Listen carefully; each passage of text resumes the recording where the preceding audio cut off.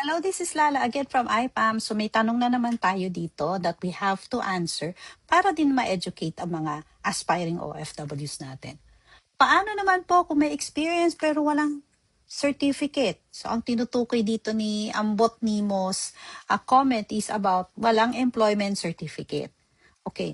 Number one po, kami po na nagre-recruit ng mga agencies. Kapag walang employment certificate po ang aplikante, usually alam naman namin na nagbabayad ng SSS ang employer. So maaaring pwede kayo magbigay ng SSS Employment History, number 1. Number 2, in replacement of employment certificate, kung kayo po ay may naitagong kontrata na napirmahan ninyo bago kayo magsimulang magtrabaho, pwede rin po yung proof.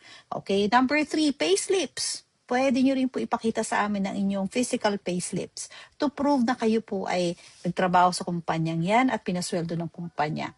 And lastly, kung kayo naman po ay nag-work abroad at hindi po nakakuha ng employment certificate, pero sigurado naman na na-issuehan kayo ng overseas employment certificate dahil dumaan kayo sa tamang proseso, pwede po kayong pumunta or kumuha ng appointment sa DMW para po kayo ay kumuha ng OFW info sheet.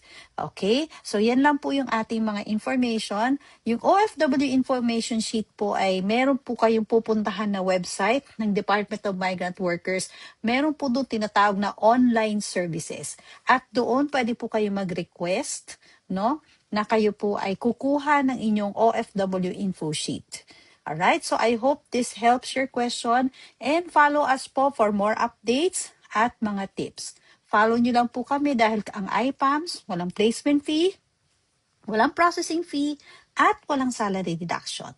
Dahil nga sabi namin, ang mga job opportunities na ino-offer namin, wala nang bayad, nag-uplift pa ng lives of every Filipinos. Yes, yan po ang aming advocacy, uplifting lives. So till the next question,